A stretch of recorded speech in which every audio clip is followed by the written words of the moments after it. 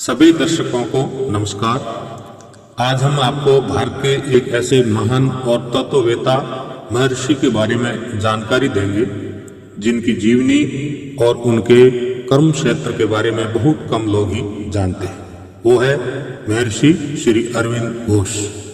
श्री अरविंद के पिता का नाम कृष्णधन घोष और माता का नाम स्वर्ण लता था। अरविंद घोष एक प्रभावशाली वंश से संबंध रखते थे। उनका जन्म 15 अगस्त 1872 को पश्चिम बंगाल में हुआ। राजनारायण बोस बंगाली साहित्य के एक जाने माने नेता श्री अरविंद के नाना थे। श्री अरविंद घोष न केवल आध्यात्मिक प्रकृति के धनी थे बल्कि उनकी उच्च साहित्यिक क्षमता उनकी मां की शैली की थी। उनके पिता एक डॉक्टर थे। अरविंद घोष एक बहुमुखी प्रतिभा के धनी व्यक्ति थे। वह एक स्वतंत्रता सेनानी, कवि, प्रकांड विद्वान, योगी और महान दार्शनिक थे। उन्होंने अपना जीवन भारत को आजादी दिलाने और पृथ्वी पर जीवन के विकास की दिशा में समर्पित कर दिया था। जब श्री अरविंद घोष 5 साल के थे, उन्हें दार्जिलिंग के लोरेटो कॉन्वेंट स्कूल में भेज दिया गया।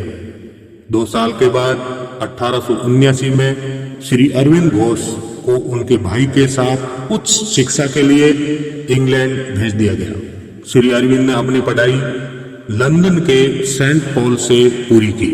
वर्ष 1890 में 18 साल की उम्र में श्री अरविंद को कैम्ब्रिज में प्रवेश मिल गया। यहाँ पर उन्होंने स्वयं को यूरोपीय क्लासिक्स के एक छात्र के रूप में प्रतिष्ठित किया।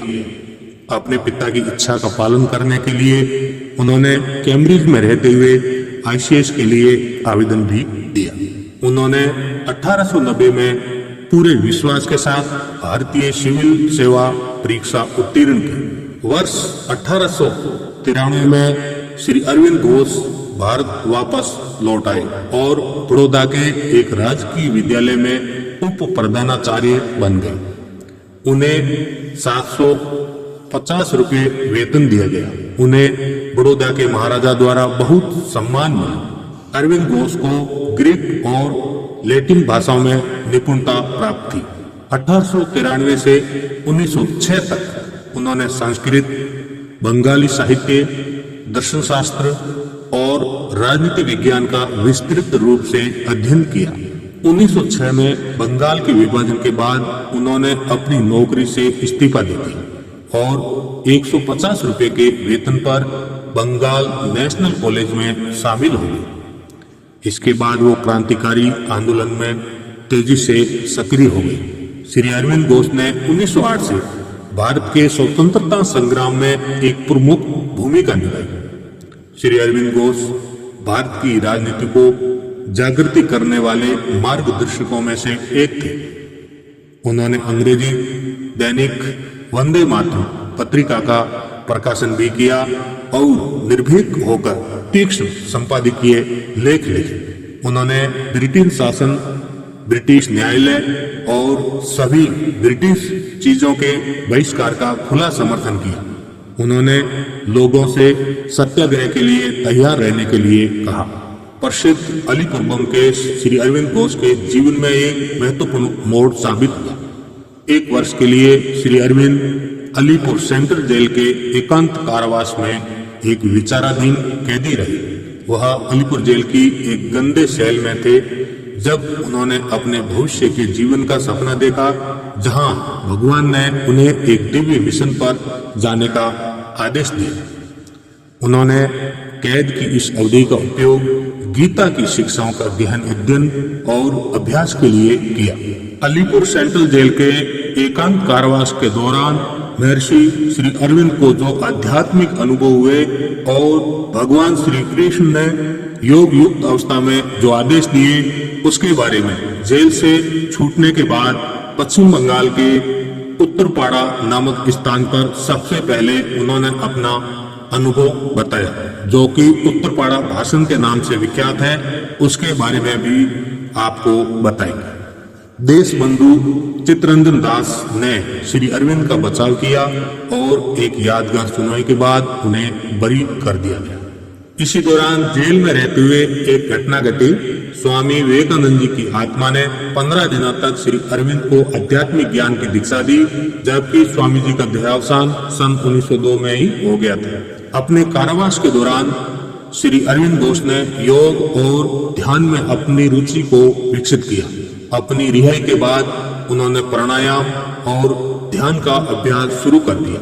1910 में श्री अरविंद घोष कलकत्ता छोड़ पांडिचेरी में बस गए। पांडिचेरी में वह अपने एक दोस्त के घर पर रुके। शुरुआत में वह अपने 4-5 साथियों के साथ रहे, फिर धीरे धीरे सदस्यों की संख्या में वृद्धि हुई और एक आश्रम की स्थापना हुई, जिन्हें ओरोविले के नाम से वर्तमान में जाना जाता है, जो तमिलनाडु के पास पांडिचेरी में स्थित है। श्री अरविंद धरती पर कोई शिक्षा या मत लेकर पुरानी शिक्षाओं या मतों के साथ प्रतियोगिता करने नहीं आए।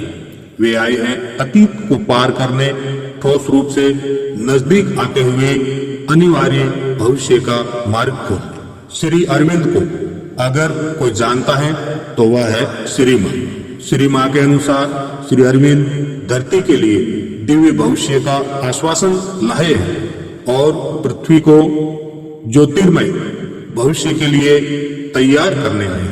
पांडिचेरी में 4 साल तक योग पर अपना ध्यान केंद्रित करने के बाद वर्ष 1914 में श्री अरविंद ने आर्य नामक दार्शनिक मासिक पत्रिका का शुभारंभ किया। अगले 6.5 सालों तक यह उनकी सबसे महत्वपूर्ण रचनाओं में से ज्यादातर के लिए एक माध्यम बन गया, जो कि एक धारावाहिक के रूप में आई। इनमें गीता का वर्णन, वेदों का रहस्य, उपनिषद, the renaissance in India, war and self determination, the human cycle, the ideal of unity और द फ्यूचर पोइट्री शामिल थी। 1926 में श्री अरविंद सार्वजनिक जीवन से सेवानिवृत्त हो गए थे। इस समय भी एक बहुत बड़ी घटना घटी थी, जिसके विषय में हम अगले वीडियो में आपको बताएंगे। और श्री माँ कौन थी, इसके बारे में भी हम आपको आगे बताएंगे। श्री अरविंद के दर्शन शास्त्र तथ्य, अनुभव, व्यक्तिगत आभास और एक दृष्टिया ऋषि की दृष्टि होने पर आधारित है। अरविंदों की आध्यात्मिकता अभिन्नताओं के कारण एकजुट थी। श्री अरविंद का लक्ष्य केवल किसी व्यक्ति को उन बेड़ियों से जो उन्हें जकड़े हुए थी और इसके एहसास से मुक्त करना नहीं था, बल्कि दुनिया में परमात्मा की इच्छा को संपन्न करना, एक आध्यात्मिक परिवर्तन लागू करना और मानसिक, मार्मिक, भौतिक जगत और मानव जीवन में दिव्य शक्ति और दिव्य आत्मा को लाना था। श्री अरविंद का देहांत 5 दिसंबर 1950 को पांडिचेरी में 78 वर्ष की आयु में हो गया था। लेकिन विश्व विज्ञान के लिए एक आश्चर्य का विषय था कि 111 घंटे तक उनके शरीर में किसी प्रकार की दुर्गंध या डिफेक्ट नहीं आया था। पूरा वीडियो सुनने के लिए आपका बहुत बहुत धन्यवाद। मिलते हैं अगले वीडियो में नई जानकारी के साथ। तब तक के लिए नमस्कार।